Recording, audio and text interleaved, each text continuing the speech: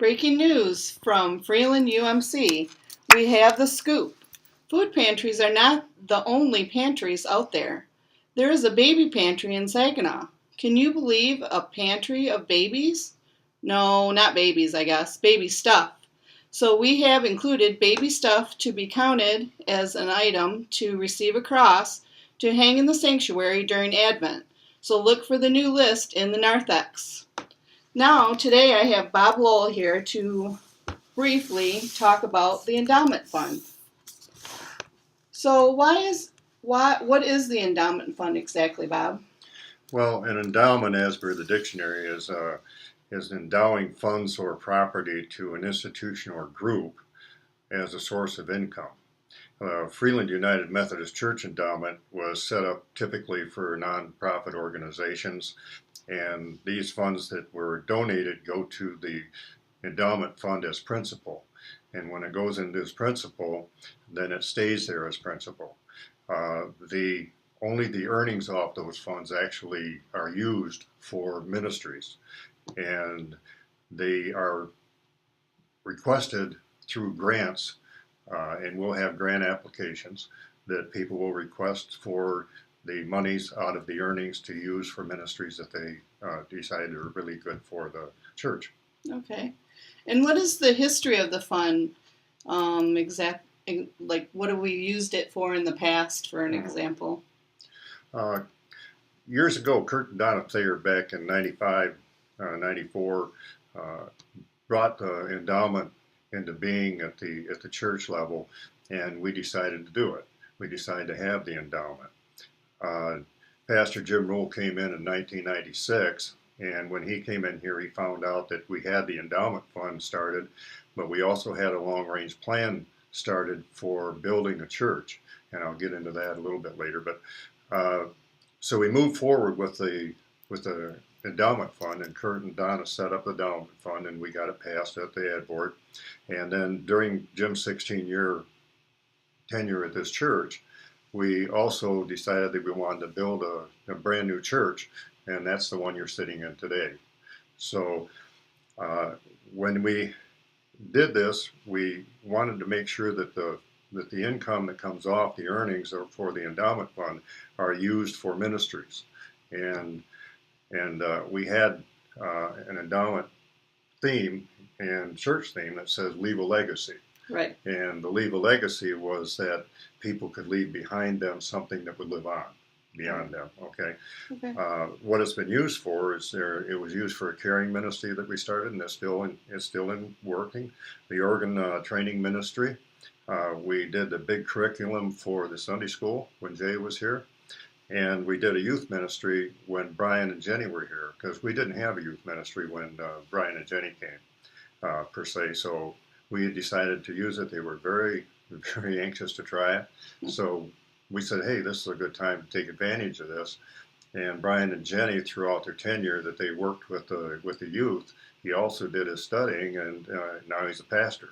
Right. So that's just some of the history of it. Great.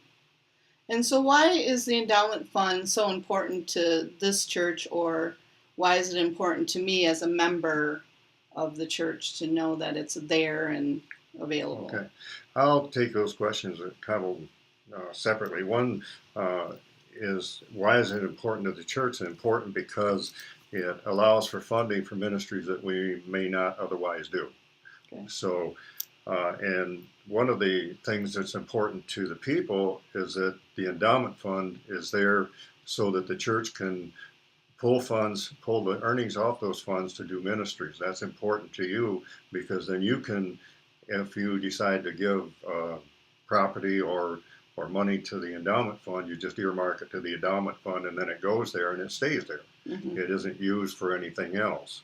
It's also in the financial records, it's also kept separate from any other fund.